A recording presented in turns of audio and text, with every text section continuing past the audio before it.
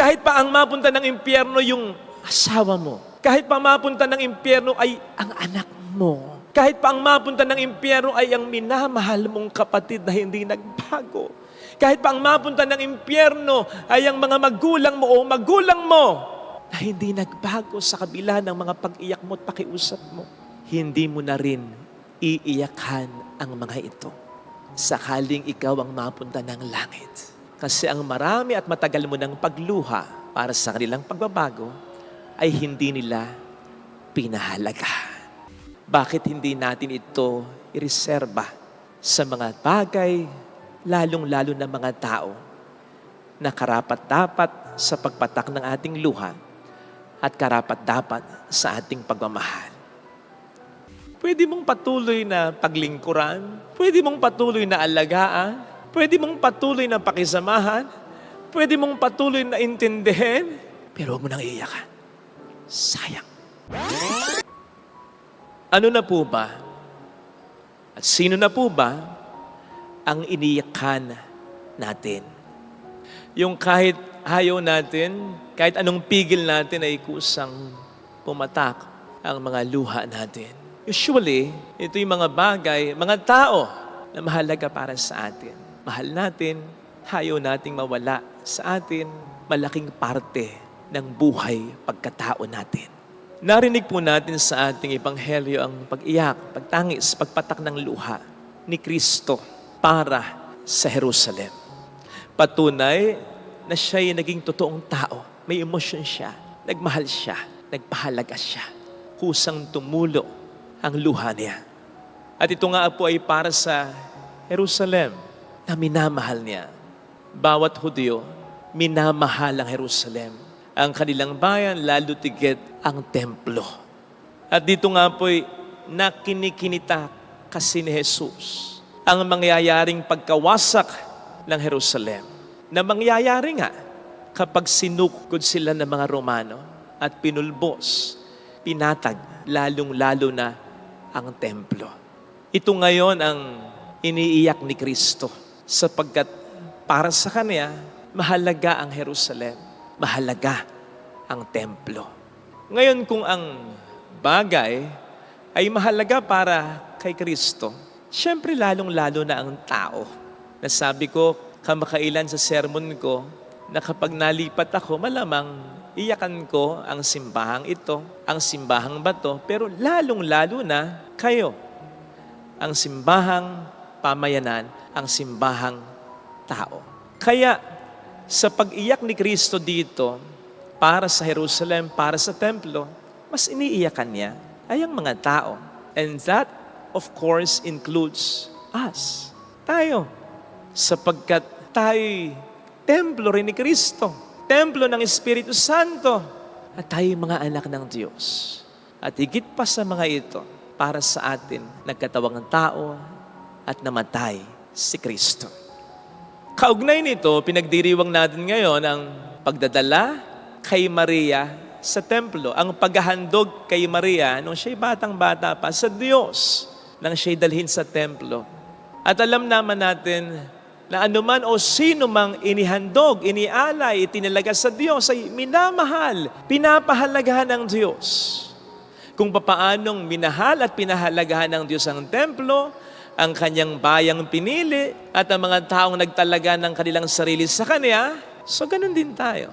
Sapagkat tayo nagtalaga din ng ating sarili sa Diyos. Particularly, nang binyagan tayo, nang kumpilan tayo, at sa araw-araw na tayo sumasampalataya, nananalig sa Diyos, lalong-lalo na sa tuwing linggong, pinapakita natin ang ating pananampalataya kay Kristo.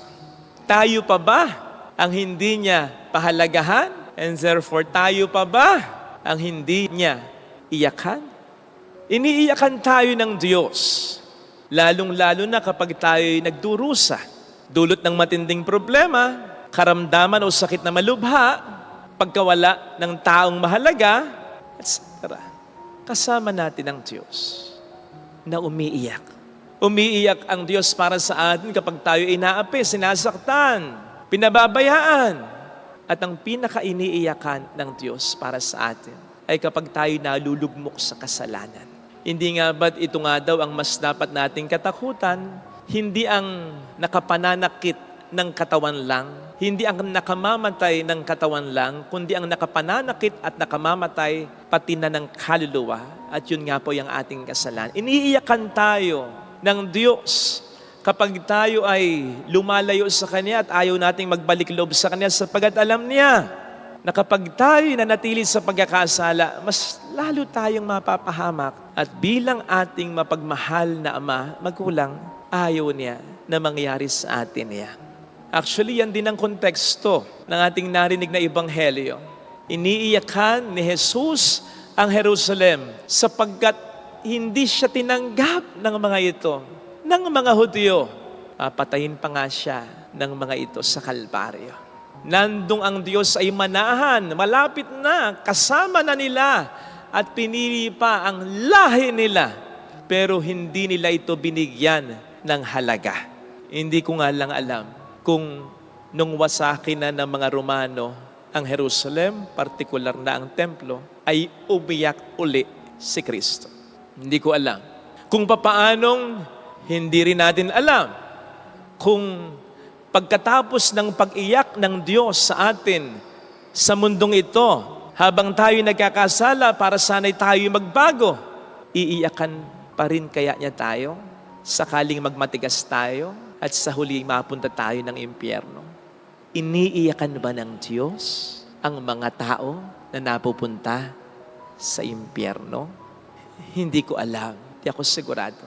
Isang bagay ang sigurado ko at masisigurado natin na wala sa banal na kasulatan ang nagsasabi ni nagpapahiwatig na iniiyakan ng Diyos ang mga napupunta ng impyerno.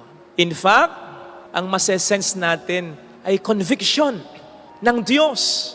Pagiging matigas ng kanyang desisyon para sa mga taong mapapasapoy ng impyerno. Parang may galit pa nga Kasi ang nabasa ko sa John 3 verse 36, sino mang sumampalataya kay Kristo ay may buhay na walang hanggan at sino mang hindi sumunod sa anak ay hindi magkakaroon ng buhay na walang hanggan. Sa halip, tatamuhin nila, mananatili sa kanila ang puot ng Diyos. So, mukhang hindi talaga iiyakan ng Diyos ang mga taong mapupunta ng impyerno. Hindi dahil hindi sila mahalaga sa Diyos. Iniiyakan nga sila ng Diyos habang sila'y nagkakasala para sila'y magbago na habang may panahon pa. It's just that kung tayo man ay mapunta ng impyerno, mahalaga man tayo sa Diyos. Ito'y dahil hindi natin minahalaga ang marami ng naging pag-iyak para sa atin ng Diyos. Ganon din ang magiging emosyon, reaksyon ng mga mapupunta ng langit para sa mga taong mapupunta ng impyerno. Yes, kahit pa ang mapunta ng impyerno yung asawa mo, kahit pa mapunta ng impyerno ay ang anak mo, kahit pa ang mapunta ng impyerno ay ang minamahal mong kapatid na hindi nagbago, kahit pa ang mapunta ng impyerno ay ang mga magulang mo o magulang mo na hindi nagbago sa kabila ng mga pag-iyak mo at pakiusap mo, hindi mo na rin iiyakan ang mga ito sakaling ikaw ang mapunta ng langit. Hindi dahil hindi sila mahalaga para sa iyo, mahalaga sila. Hindi mo nga ikatutuwa na mapunta sila ng impyerno, pero hindi mo na rin ikaluluha ito sapagkat sa matagal na panahon habang nabubuhay ka sa mundo, o kung matagal ka mang nawalay, napunta ka na ng langit sa matagal na panahon, ay pinagdarasal mo silang magbago, hindi nagbago. Hindi mo na sila muling iiyakan. Kasi ang marami at matagal mo ng pagluha para sa kanilang pagbabago, ay hindi nila pinahalaga. Kaya, ang lesson ay, kung ang luha pala natin na kusang papatak o tutulo para sa mga taong sa atin ay mahalaga, ang mga luha ding ito ay kusang titigil sa pagpatak para sa mga taong matagal na panahong hindi nagpahalaga sa mga luhang ito. Kasi bakit mo nga ba naman patuloy na iiyakan ang mga taong hindi naman pinahalagahan ang mga luhang yan? Ang kusang pagpatak ng luha, tandaan natin, ay tanda ng natural nating pagmamahal. sa isang tao na ayaw nating mawala.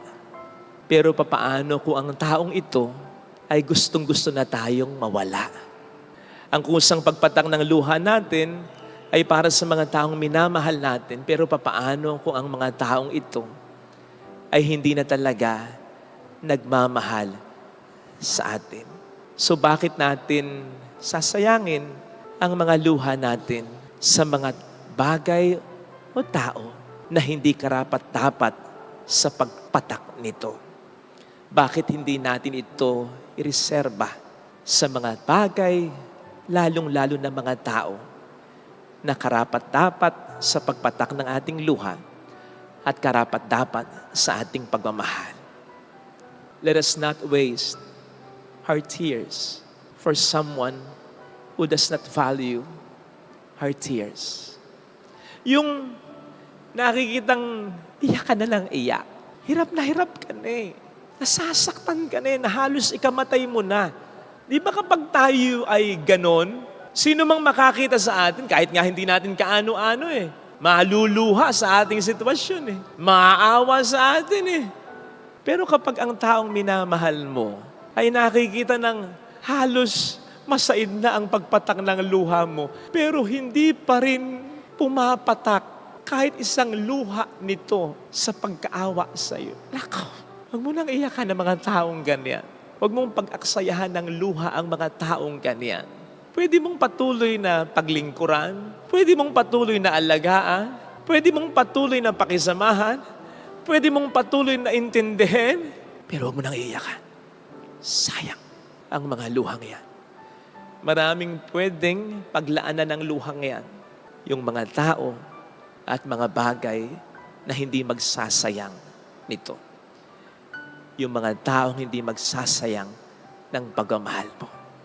Tandaan mo na kapag patuloy kang lumuluha, ay para ka na ring mabubulag. May mga bagay at tako hindi ka nang makikita. Hindi mo na makikita ang halaga ng iba. Samantalang yung iba pa lang iyon, yung na hindi mo maiyak-iyakan, ang mas karapat-dapat mo pala pahalagahan at iyakan. Ito sana mga kapatid ang ating pagdasal sa ating banal na pagdiriwang, sapagkat kung ang Diyos na sa atin ay nagmamahal at umiiyak, ay titigil na umiyak para sa atin kung hindi natin napahalagahan lagi ang luha niya para sa atin. Tayo pa ba? Ikaw pa ba? Na tao lang. Ito sana ang hilingin nating biyaya sa ating banal na pagdiriwang.